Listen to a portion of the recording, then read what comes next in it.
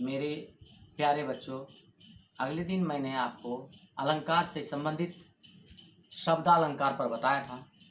आज मैं आपको अर्थालंकार बता रहा। अर्थालंकार किसे कहते हैं, इसके कितने रूप हैं, इसके बारे में बता रहा हूँ। जहाँ काव्य की भाषा में अर्थ में चमत्कार उत्पन्न होता है, वहाँ अर्थालंकार होते हैं। अर्थ पर आश्रित अगर अलंकार हो तो वहाँ अर्थालंकार होते हैं। अर्थालंकार में किन किन अलंकारों का नाम पढ़ना है, उसमें से उपमा, रूपक, उत्प्रेक्षा, अतिशयोक्ति, मानवीकरण को जानते हैं।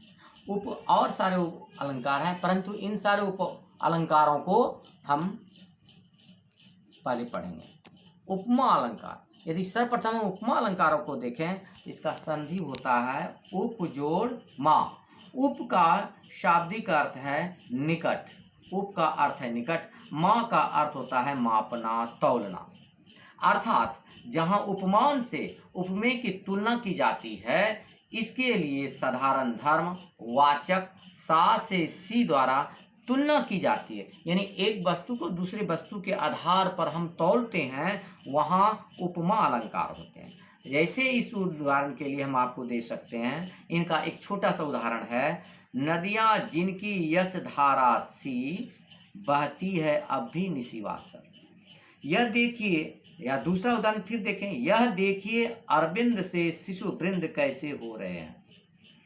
प्रस्तुत पंक्तियों में नदियां सी धारा दिन रात, नदियों की धारा दिन रात के समान, दिन रात के समान अब भी बहती रहती है। सी दिन रात धारा सी, यहाँ सा से सी, यहाँ सा से सी वाचक है। अगर इस तरह सा से सी अगर आपको मिल जाए तो वहाँ उपमा अलंकार होते हैं।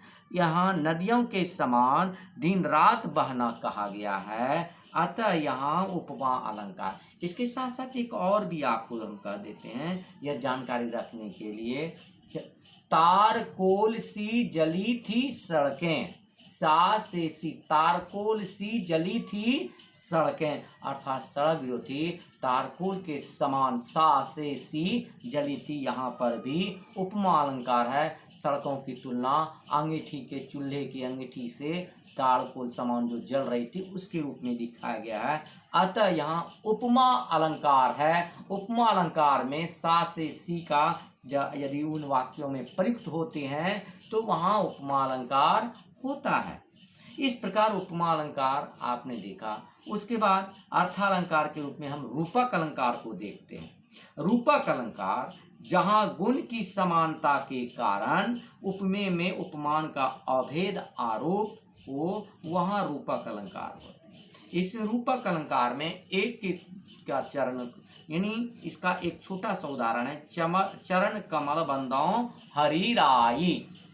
प्रस्तुत पंक्तियों में चरण कमल अर्थात गुरु ईश्वर के चरण को कमल रूपी के समान बताया गया है, अतः रूपक अलंकार है। जब गुरु के चरणों को, दूसरा उदाहरण, बंदों गुरुपद पदुम परागा सुरुचि सुवास सरस अनुरागा। यहाँ गुरु के कमल रूपी चरणों का वंदना करता हूँ, जिसके करने से सुंदर विचार, सुरुचि सुविचार, सुंदर वास सुवासित हो जाते हैं, सरस हो जाते हैं, अनुराग हो जाता है। उसके गुरु के चरणों की वंदना करने से, प्रणाम करने से आप में गुरु के प्रति प्रेम का अनुराग उत्पन्न हो जाता है, अतः यहाँ रूपक अलंकार है। इसमें चरण कमल, इस चरण कमल को देखना है जिसमें छोटा सा नोट, इसमें छोटा सा डैश शब्द लगे रहते हैं। खास करके रूपक अलंकार में ऐसे शब्दों में डैश जब लगे रहते हैं तो वह रूपक अलंकार का, ये चिन्ह जानने के लिए छोटी सी बातों में समझने का बात है।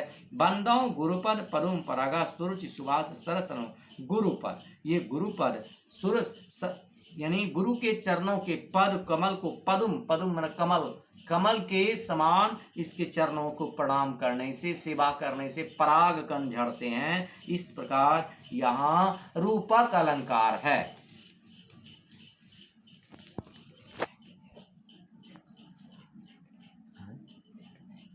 हाँ, इसे भी आप उतार लें कॉपी में।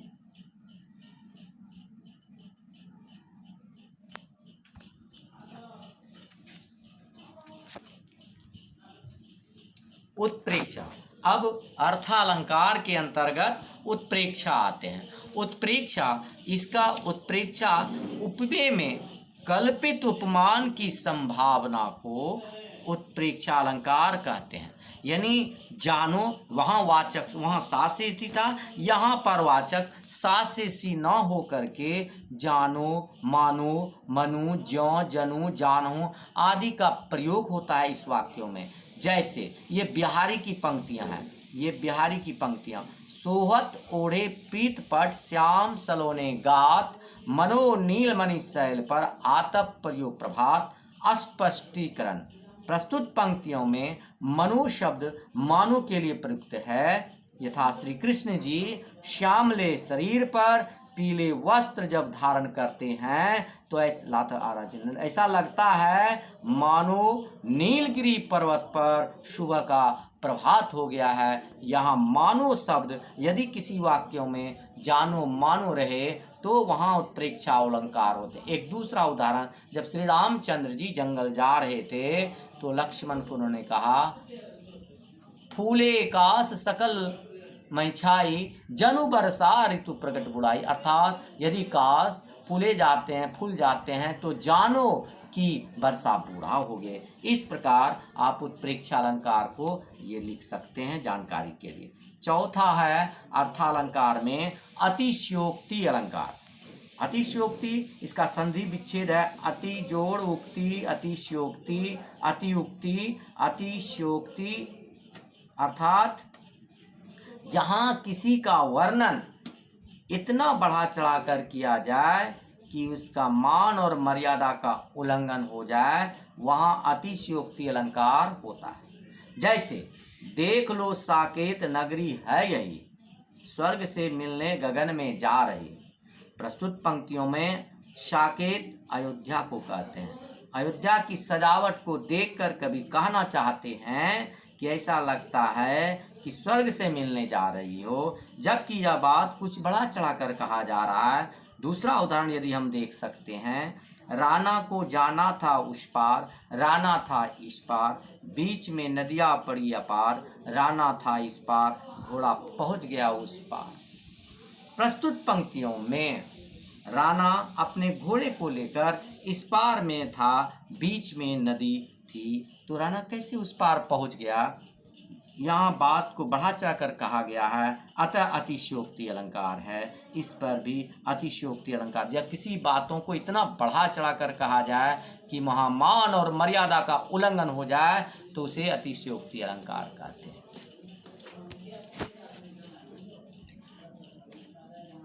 इसको भी, इस पर चौथा अलंकार को भी लिख सकते हैं।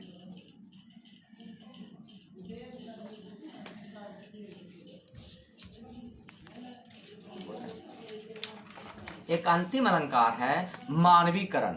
मानवीकरण, जहाँ निर्जीवता में सजीवता का समावेश दिखाई दे, जहाँ जड़ में सचेतन की बात दिखाई देता है वहाँ या माना जाए उसे मानवीकरण कहते हैं। अर्थात जहाँ निर्जीवता में मानवीकृत प्रयोग करके देखा जाए वहाँ मानवीकरण होता है। जैसे खड़खड़ ताल बजा रही हवा, यहाँ हवा निर्जीव है, चल रही है, ऐसा लगता, हवा के चलने से, तेज हवा के चलने से ऐसा लगता है मानो ढोलक की ताल बज रही हो, उसकी आवाज से ढम ढम हो करके ऐसा लगता है मानो यह ताल बजा रहा है, जबकि हवा निर्जीव है, वह ताल बजा नहीं सकता। इसी को मानवीकृत कहा जाता है। जब हम किसी निर्जीव पदार्थ में मानवकृत कर देते हैं तो उसे मानवीकृत अलंकार कहते हैं। यह आपका मानवीकृत अलंकार संक्षिप्त अर्थालंकार के साथ अंतिम अलंकार हुआ। इस अलंकार के बाद आप सभी अलंकार को पढ़ने की विधि को जान समझ सकते हैं।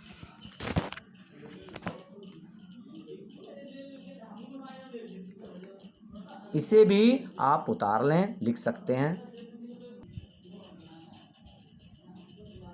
आप वीडियो को लाइक करें और यदि आप चैनल पर नए हैं तो सब्सक्राइब भी करें, अवश्य करें। इससे आपको भी फायदा हो सकता है।